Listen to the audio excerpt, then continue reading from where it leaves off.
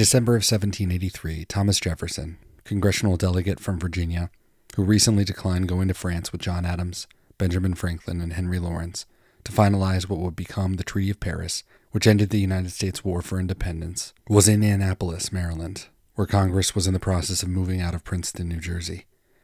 While waiting for a quorum that wouldn't come until the 13th, Jefferson caught up on his correspondence. Congress have been lately agitated by the questions where they should fix their residence, Jefferson would explain. Quote, they first resolved on Trenton. The southern states, however, contrived to get a vote that they would give half their time to Georgetown at the Falls of the Potomac. We still considered the matter as undecided between the Delaware and the Potomac. We urged the latter as the only point of union which can cement us to our western friends when they shall be formed into separate states. End quote. Back in Annapolis, Jefferson would soon be engaged with Elbridge Gerry and James McHenry to arrange a formal ceremony to accept George Washington's resignation of his military commission, a momentous occasion in American history, which would take place on December 23rd.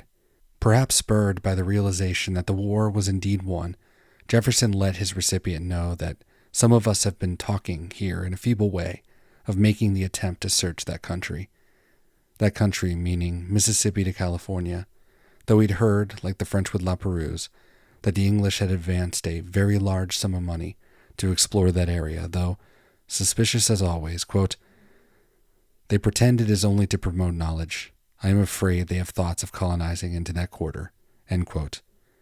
Though Jefferson rightly doubts that the government under the Articles wouldn't, and likely, given the state of the post-war economy, individuals couldn't raise that kind of money, but if they could, how would you like to lead such a party?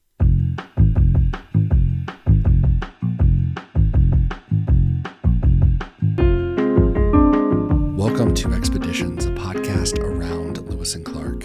We look at the history and the historiography of the expedition one day at a time. We are at Expeditions Pod everywhere. That's social media, Patreon if you want to support the show, as well as our website. You are currently in mile marker 3, episode Jefferson 3, Expeditious Mind.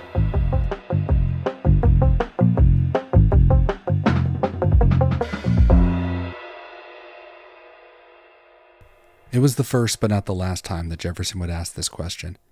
His first nominee wasn't a traditional naturalist or explorer, each genre just coming into their own. But he was someone that Jefferson trusted, quite aggressively as it turned out. He'd be an exemplar for the type of man that Jefferson wanted to see explore the western reaches of the continent, resilient, martial, and above all, curious. Him being a Virginian certainly didn't hurt. But George Rogers Clark, older brother to William, declined to lead such a party, and as we know, John Ledyard wouldn't return to the United States. Clark wrote on February 8, 1784, quote, your proposition respecting a tour to the west and northwest of the continent would be extremely agreeable to me, could I afford it. But I have late discovered that I know nothing of the lucrative policy of the world, supposing my duty required every attention and sacrifice to the public interest, but must now look forward to the future support. Should Congress resolve to have the western country explored, I should take pleasure in lending all the aid in my power as an individual. It is what I think we ought to do. End quote. As we'll get to know George Rogers in great detail, it's the sacrifice to public interest to take note of for now. Despite becoming known as the Hannibal of the West for his forays in the Illinois country during the Revolution, his fall from grace was swift, and the debt that he took on sat in limbo in the Virginia legislature, where it would effectively remain. Jefferson would have known this, and perhaps he anticipated such a response. He asked the question in the middle of a run-on sentence, as if it were a dream. He had no real funding to offer and no national government support. And while he probably had heard rumors of Clark's drinking, Jefferson was a believer in the therapeutic powers of a good ramble. However, he didn't just decline. He helped Jefferson on the road to conceptualizing the future core of discovery. Quote, pardon me when I inform you that I think our ideas of this business are generally wrong, he boldly added. Large parties will never answer the purpose. They will alarm the Indian nation they pass through. 3 or 4 young men well qualified for the task might perhaps complete your wishes at a very trifling expense. A tolerable subsistence on their return might procure them. They must learn the language of the distant nations they pass through, the geography of their country, ancient speech or tradition, passing as men tracing the steps of our forefathers, wishing to know from whence we came. This would require 4 or 5 years, an expense worthy the attention of Congress. From the nature of things, I should suppose that you would require a general superintendent of Indian affairs to the westward country, as the greatest body of those people live in that quarter. I should have no objection in serving them." End quote. So many of these suggestions would make their way slowly into Jefferson's framework. George Rogers wouldn't explore the Missouri, but his brother would. George Rogers wouldn't become a general superintendent of Indian affairs, but his brother would. George Rogers' suggestions required Jefferson to have a seat at the table, which may allow us to let Ledyard off the hook as any kind of serious planned expedition on Jefferson's part. And in late 1783, Jefferson was famous, but his future at the table wasn't inevitable.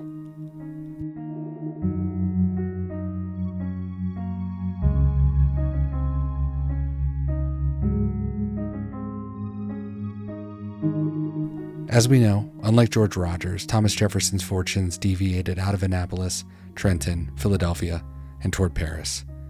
As recounted in our last mile marker, he would inherit John Ledyard from Benjamin Franklin as minister of the country, and came to see him as a kindred spirit, though Jefferson later wrote, quote, "Unfortunately, he has too much imagination."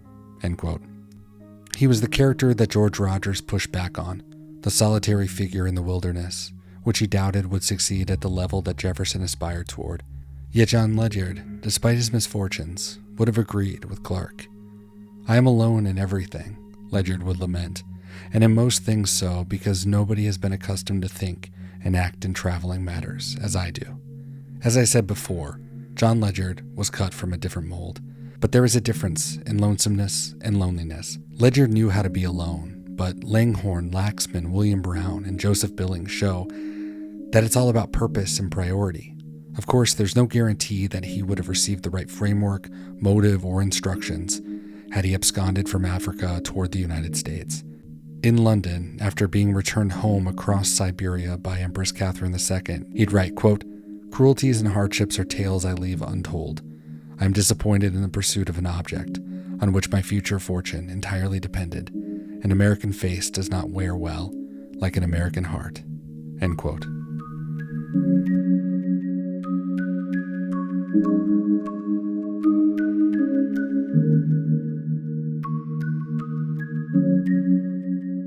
Between Ledyard's demise in January 1789 and André Michaux's botanizing in 1793, Jefferson's fortunes changed once again when he was tapped to be the first Secretary of State. During this period, a few expeditions were conceived and executed as far as circumstances would allow. Each would imbue different elements, combined with a healthy dose of George Rogers' suggestion and a dash of Ledyard's spirit. First, John Armstrong would be recruited in 1789 by Secretary of War Henry Knox to explore the Missouri. He went alone, a la John Ledyard, but he halted outside of St. Louis. Like Ledyard, he realized he was ill-equipped to continue his journey and felt that those who had sent him didn't really understand how chimerical this really was. He returned to General Josiah Harmar's company, joining a young William Clark back in the Ohio Territory. We'll talk more about Armstrong's trek once we get ourselves down to St. Louis. Next, in 1792, the American Philosophical Society, to which Jefferson was elected in 1780, before serving as president from 1797 all the way to 1814, took up the mantle in planning its first transcontinental expedition. It stemmed from member Humphrey Marshall. He had written Benjamin Franklin in 1785 to suggest a Western expedition that included his cousin, William Bartram, and his nephew, Moses Mitchell, as a survey of American plants, especially one that purports to span the entire continent, quote, "cannot be compiled at once or by one man, but it is the duty of everyone to contribute what he can toward it." End quote. Moses would write that he, quote, "had a design highly favorable to discoveries in view, a journey to the Mississippi westward, but have not yet been at leisure to prosecute it." End quote. On June 20th, 1792, Caspar Wistar wrote Moses, quote, "I think it would be very proper to come to town immediately and converse with Mr. Jefferson, who seems principally interested." End quote. We have no clear indication on why nothing proceeded from this moment, though it's probably due to funding, first and foremost, but also due to the war in and around the Ohio, among other things. And unofficially, James Wilkinson, who we will very much meet soon enough, before rejoining the military was a trader and, under his license with Spain, who controlled the Mississippi River in New Orleans, sent Philip Nolan on several excursions before he would strike out on his own. Nolan is a mythic figure, a freebooter, trader, horse thief, filibusterer, all depending on your own views, which we'll explore later. He would provide Wilkinson with an early map of Texas, though it's lost, as well as corresponding with Jefferson, prior to his being killed. These forays would get us closer to the core of discovery. A combination of military, monetary, and mysterious would go a long way.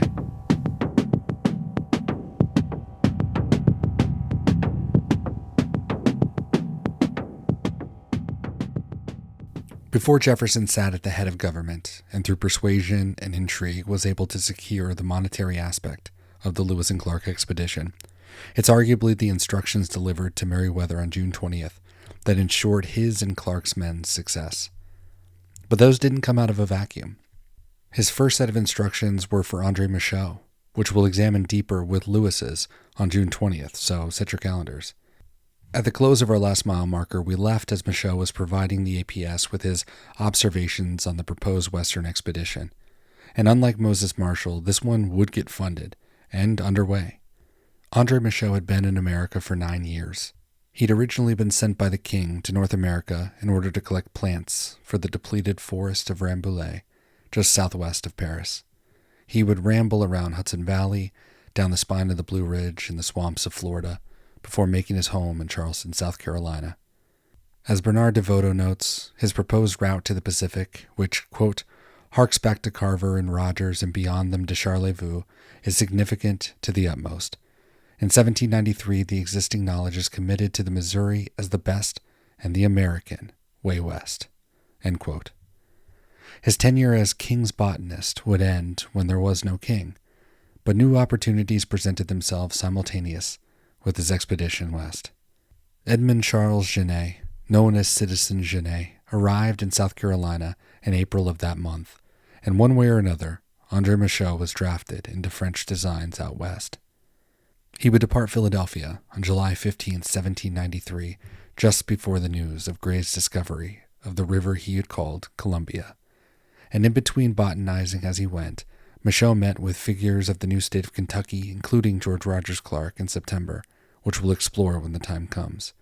For now, Michaux makes it as far as St. Louis, and while his work was nothing to scoff at, he never crossed the Mississippi, and the dream of the Pacific would lie dormant for roughly another decade. And it certainly wouldn't help that a week into his journey, on July 22nd, as he, quote, started from Bedford and breakfast at a place 4 miles distant where the Pittsburgh Road divides into two, and the rain compelled us to stop and sleep only 12 miles from Bedford, all the way across the continent, Alexander Mackenzie, in a paint made from vermilion and bear grease, wrote on a large rock, Alex Mackenzie, from Canada, by land, 22nd July, 1793.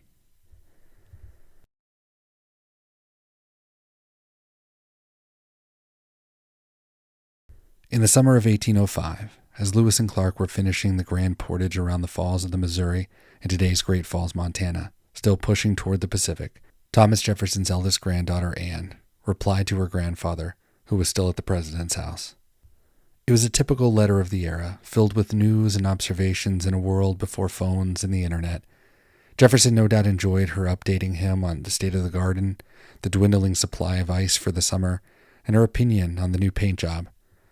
Perhaps he chuckled when Anne felt the need to slip in some shade on her little sister Ellen, 5 years her junior. Quote, she is the laziest girl I have ever seen and takes the longest to dress of anyone I know, before a quick adieu and a request to subscribe herself as his most affectionate granddaughter. Another dig at Ellen? Sandwiched in the middle, however, was an intriguing gift that had arrived from a surprising source. Quote, they showed me a cane which they had sent you. It is a very handsome one, but I hope you will never have the occasion for it.